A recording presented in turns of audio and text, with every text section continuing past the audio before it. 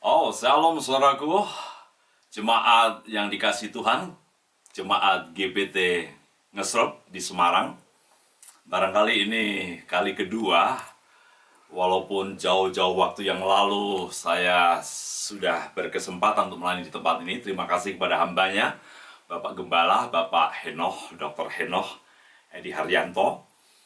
Sekali lagi ini sebuah kehormatan kalau saya boleh membagikan firman Tuhan kepada saudara sekalian, dimanapun Anda berada, dalam keluarga, dalam komunitas yang lebih kecil, walaupun tetap dalam media atau dalam jalur live streaming seperti ini, kami percaya bahwa kekuatan Tuhan tidak bisa diganggu-gugat oleh sarana dan media yang ada. Saya selalu yakin apapun metode yang dipakai, jikalau kita mendengarkan firman Tuhan dengan sikap yang jelas menghormati Tuhan, segala metode, media apapun tetap bisa menjadi saran untuk kemuliaan Tuhan dinyatakan.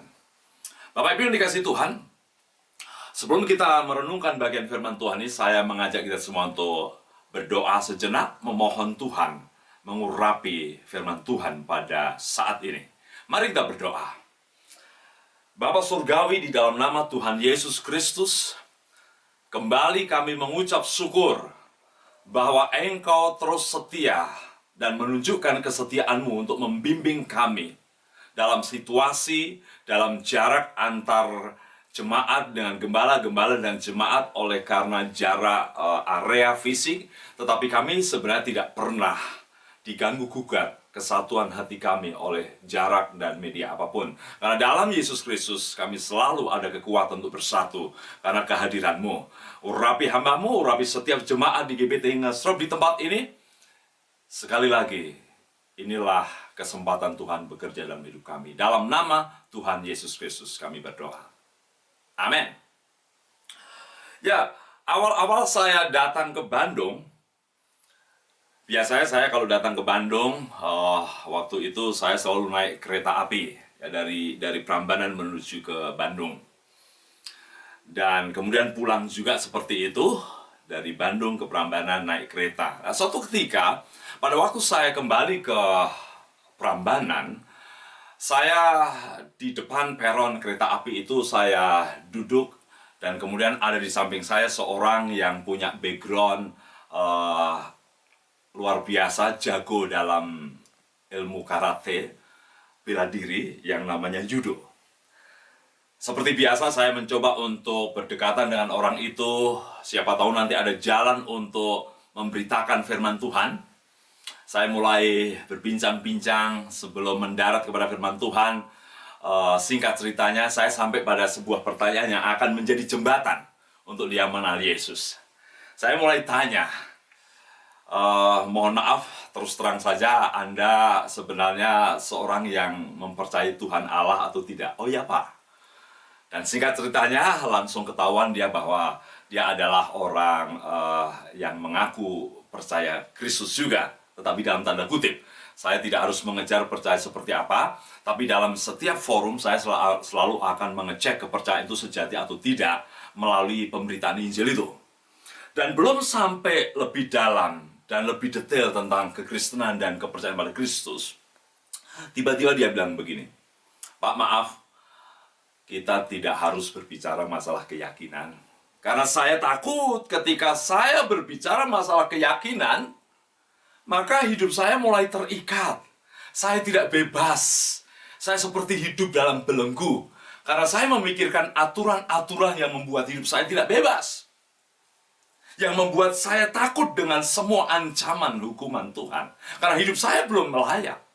Saya bilang, loh, sebaliknya kalau kamu mengenal Tuhan dengan benar, justru hidupmu akan mengalami kebebasan.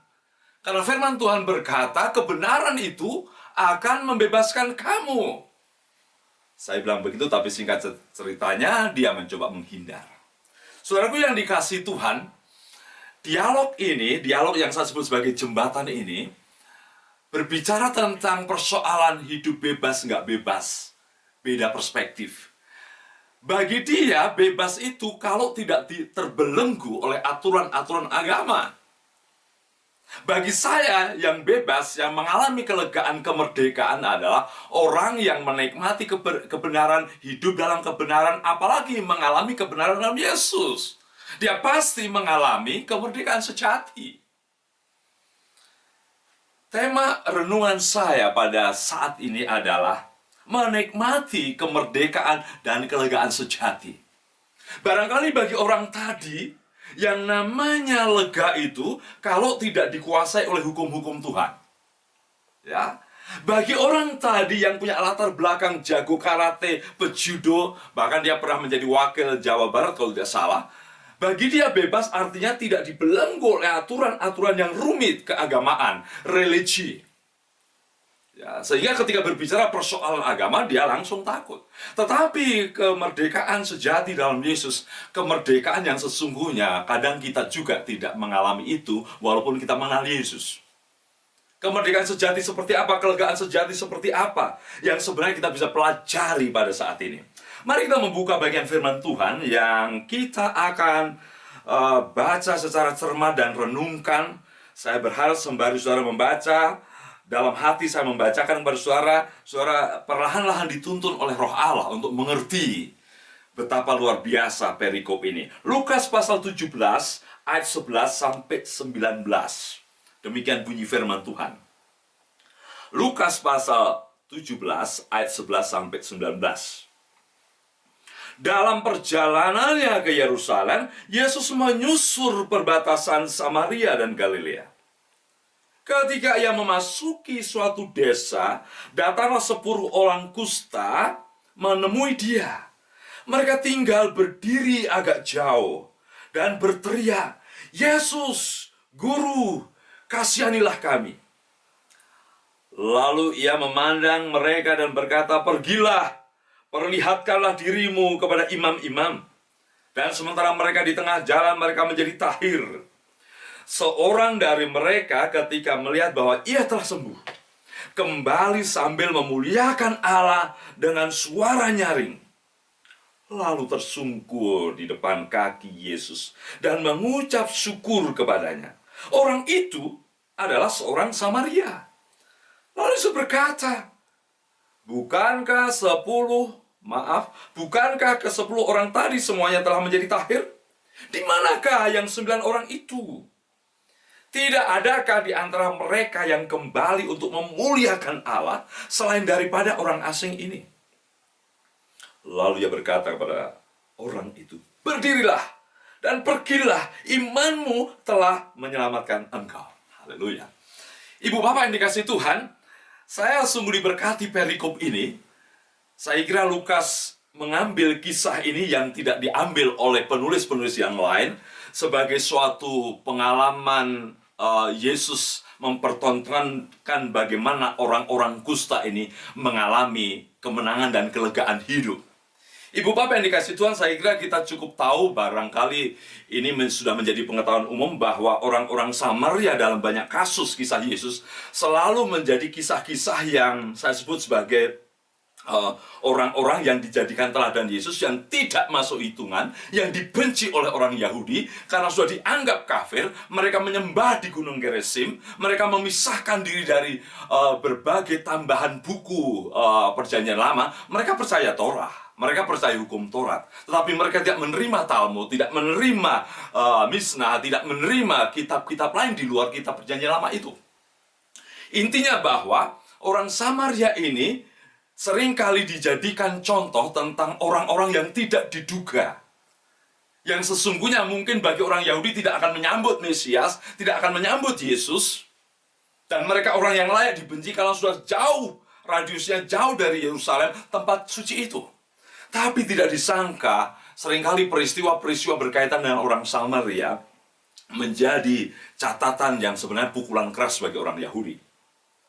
Namun mungkin saya tidak akan fokus pada maksud atau pada bagian ini, ya. Tapi jelas bahwa Lukas mengambil kisah ini tidak seperti penulis yang lain, karena ada satu pengalaman. Barangkali sebagai seorang dokter, Lukas memberitahukan tentang Yesus ini juga punya belas kasihan. Dia tidak memandang background, tidak memandang pertentangan, tetapi Yesus adalah pribadi yang punya kepedulian atas orang yang mengalami penderitaan, termasuk penyakit yang sesungguhnya najis.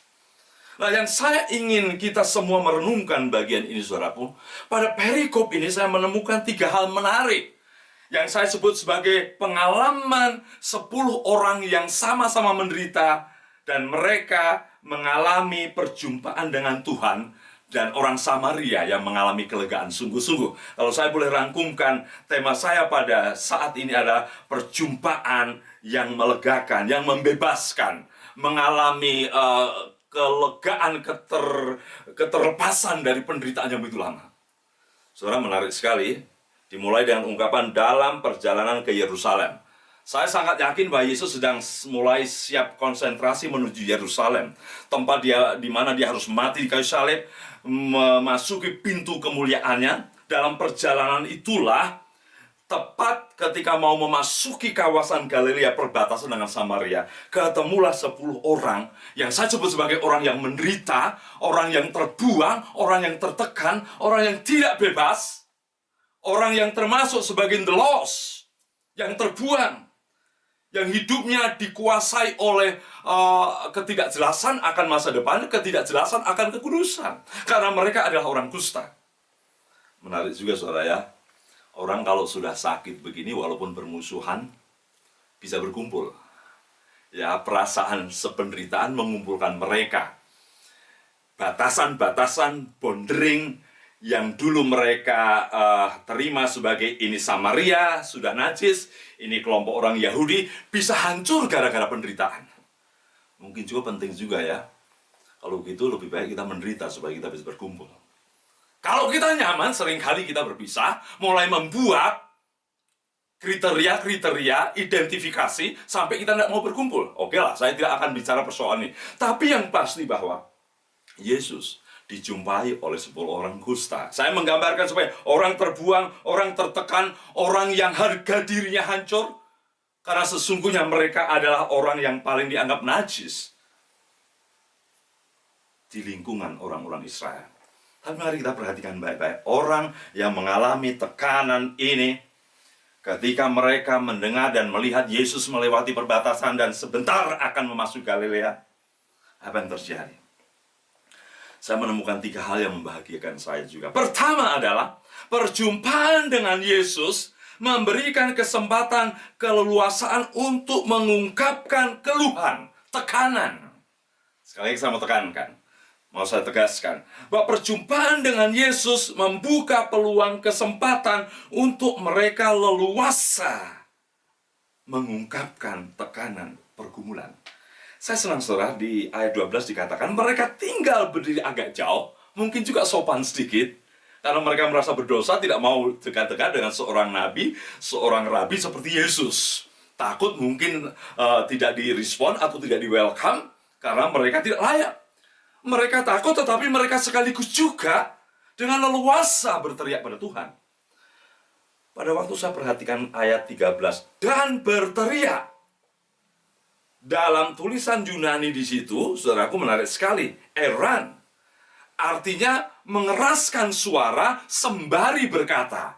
Jadi kalau di sini mungkin tidak terlalu kelihatan. Jadi sebenarnya di situ diungkapkan bahwa mereka mengeraskan bersama-sama suaranya sembari berkata. Jadi yang mau ditekankan di sini adalah bukan sekedar apa yang dikatakan, tetapi kekuatan mengungkapkan pergumulan. Mereka berteriak bersama.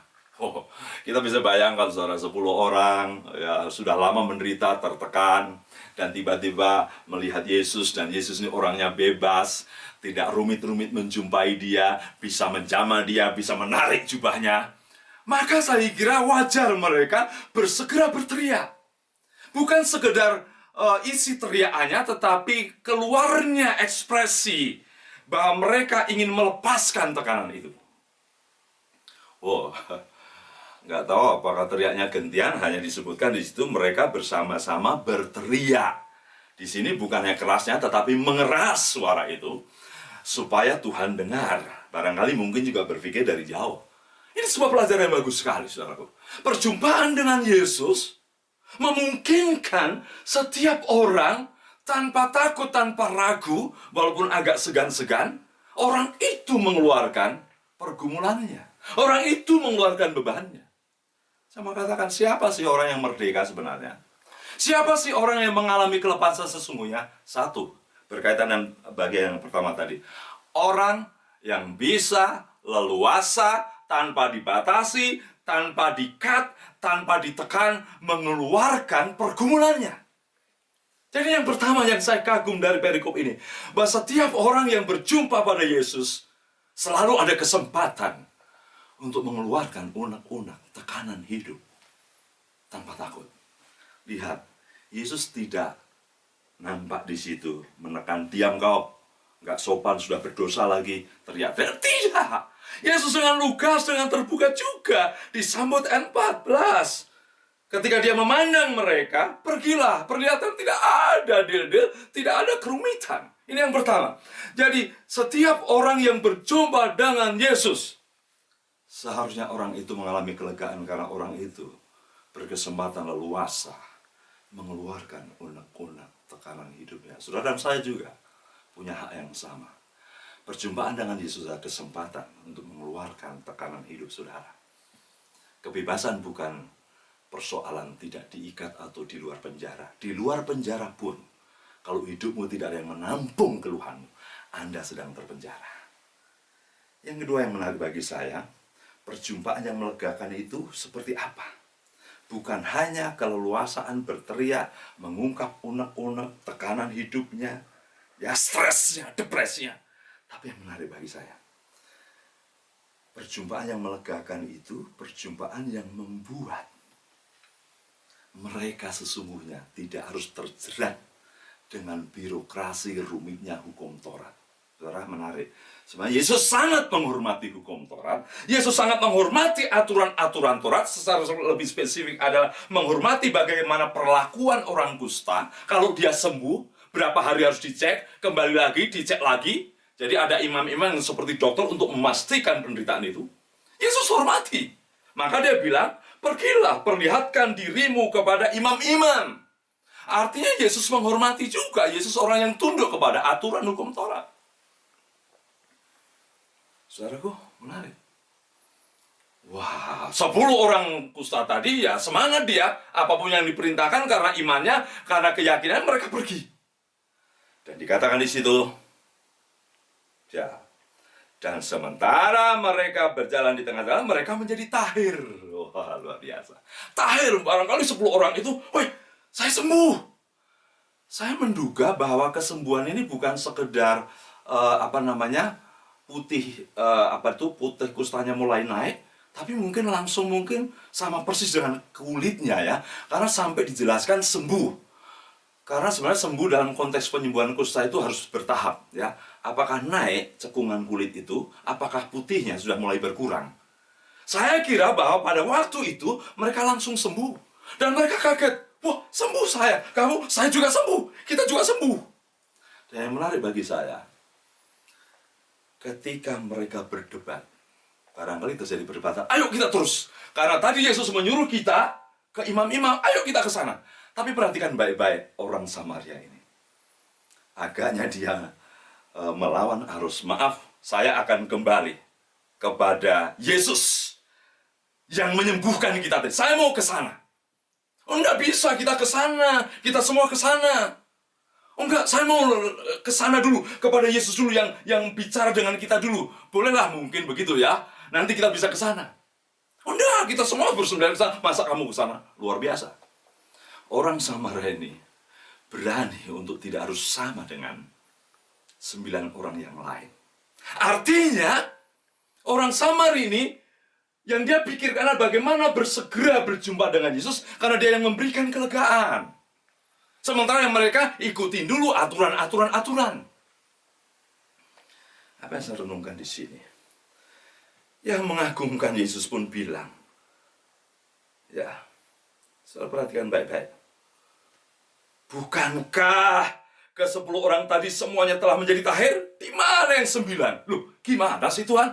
Kan Tuhan yang suruh. Bisa saja yang 10 tadi melawan. Loh, kamu yang suruh, seandainya sempat ngomong. Tapi saya kira Tuhan juga tidak berarti akan melabrak aturan imam-imam. Tetapi Yesus mau memberikan test case bahwa orang yang memuliakan Tuhan langsung spontan jauh lebih berarti daripada sekedar mungkin ikutin aturan, kehilangan hadirat Tuhan, kehilangan relasi dengan Tuhan.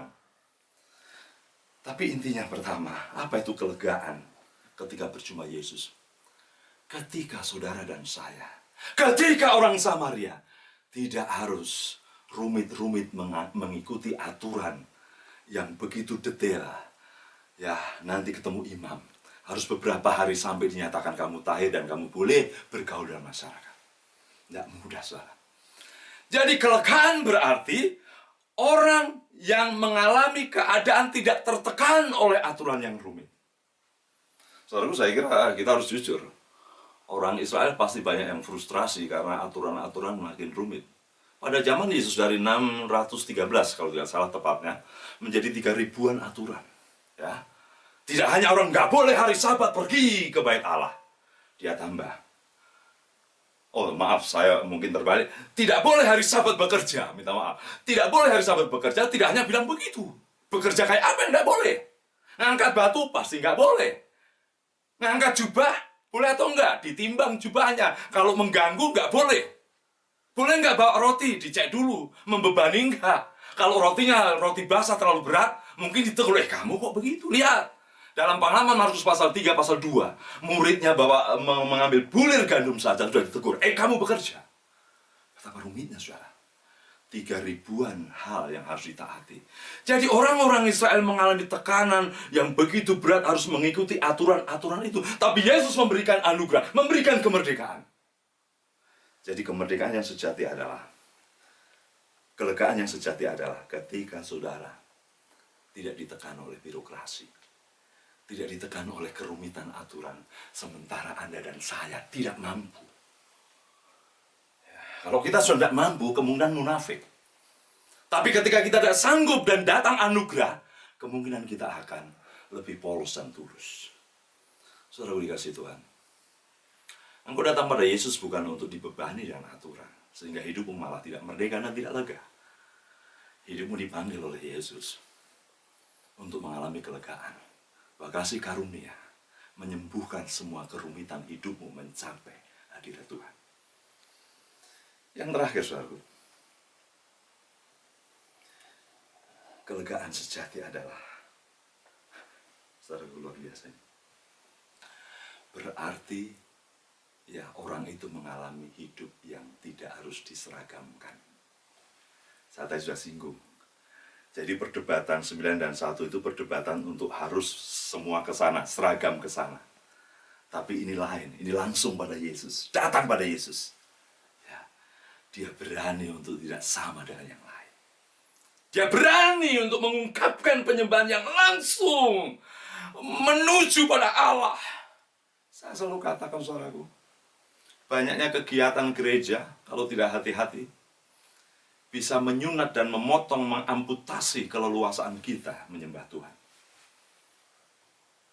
Saya mencoba untuk melihat apa itu formasi tari-tarian, bendera, dan flag. Saya menyaksikan 3 di antaranya itu main tamborin itu tegang sebenarnya. Karena dia dilirik sampingnya. Jadi ditegur sampingnya harus seragam, harus sama persis. Saya bilang, ini orang tidak menyembah Tuhan malah tegang. Tidak leluasa menyembah Tuhan. Ya, tapi malah tegang. Saudaraku, belajar dari orang Samaria. Yesus menerima orang Samaria, walaupun berbeda. Tidak harus menuju ke tempat imam-imam. Kelegaan sejati sangat very simple. Orang yang selalu berjumpa Yesus mengalami kelegaan, kebebasan, tidak tertekan. 1, karena dirinya boleh leluasa menuangkan unek-uneknya, tekanannya, depresinya, depresnya. Orang yang lega berjumpa Yesus adalah orang yang juga mengalami pengalaman hidup tidak ditekan oleh aturan-aturan rumit. Yang membuat frustrasi mungkin munafik. Orang yang lega berjumpa dengan Yesus adalah orang yang diterima keunikannya, tidak harus seragam. Ibu bapak yang dikasih Tuhan, sebelum saya mengakhiri firman Tuhan pada saat ini, jemaat GBT Ngesrop yang dikasihi Tuhan, saya sungguh terhenyak ketika saya mengunjungi satu lembaga pemulihan ya di satu daerah di Bandung. Di situ ada 70 orang di dalamnya. Dan di rumah itu dilayani, ditangani oleh hamba Tuhan. Saya tanya, Pak, berapa persen orang yang mengalami tekanan hidup, pergumulan hidup ini yang adalah orang Kristen? Berapa persen? Dia bilang, hampir semua, Pak. Mungkin hanya satu yang tidak percaya Kristus. Oh, jadi orang yang mengaku Kristen ini juga mengalami tekanan hidup. Iya, Pak. Mereka tertekan, mereka depresi, mereka dibuang. Dan yang mengejutkan, saudaraku, satu saya temukan anak pendeta yang mengaku juga pernah sekolah Alkitab. Beberapa anak majelis gereja. Simple bagi saya. Barangkali mereka kehilangan apa arti berjumpa dengan Yesus. Apa arti bertemu dengan Yesus. Seharusnya orang yang berjumpa dengan Yesus akan selalu melihat Yesus yang menyambut teriakannya, dukanya, depresinya. Harus bisa menggambarkan Yesus dan memikirkan Yesus yang menerima dia apa adanya. Ya, tidak dibebani oleh rumitnya aturan. Dan seharusnya orang yang berjumpa Yesus adalah orang yang mengalami perasaan bahwa dirimu diterima oleh Yesus. Tidak harus sama dengan yang lain. Be yourself. Depresi terjadi seringkali dialami bukan hanya orang umum, bahkan orang Kristen pun yang tidak mengerti relasi yang benar dengan Yesus, tidak memahami perjuangan yang benar dengan Yesus. Ya. Saya kira kalau saudara masih depresi, tertekan, dan masuk lembaga pemulihan, ada yang keliru perjumpaan Anda dengan Yesus. Mari kita semua, ibu bapak, individu-individu, pribadi-pribadi, jemaat di GBT Ngesrop, renungkan. Apakah Anda sampai pada tingkat mengalami kelegaan sejati dengan Yesus? Di depan Yesus hidupmu dileluasakan untuk berteriak. Sementara suami, istri, anakmu nggak dengar. Di depan Yesus, engkau diterima walaupun banyak kau gagal mengikuti aturan-aturan. Di depan Yesus, engkau diterima karena engkau tidak harus sama dengan yang lain. Itulah kemerdekaan sejati. Mari kita tundukkan kepala. Mari kita ambil waktu sejenak.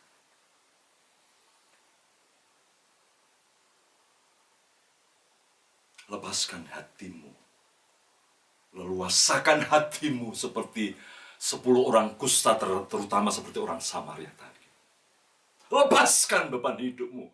Tiap hari berbicaralah tekanan hidupmu kalau engkau mengalaminya. Tiap hari engkau bersyukurlah karena engkau mengalami anugerah. Bukan kepercayaan yang ditekan oleh aturan rumit, tetapi anugerah. Dan engkau percaya pada Yesus yang menerima pribadi demi pribadi dengan segala keunikannya. Mari kita tundukkan kepala. Terima kasih Tuhan Yesus, sementara firman-Mu hamba sudah sampaikan dan Roh Kudus leluasa menuntaskan maksud. Dan lebih jauh itu Roh Kudus leluasa menjamah pribadi demi pribadi. Engkau jamah setiap pribadi yang hadir dalam komunitas, keluarga, sel, melalui live streaming ini. Mereka sungguh dimerdekakan dalam Yesus. Dalam nama Tuhan Yesus Kristus, kami bersyukur buat suatu kelepasan kemerdekaan sejati yang tak ternilai harganya. Dalam nama Tuhan Yesus. Amin.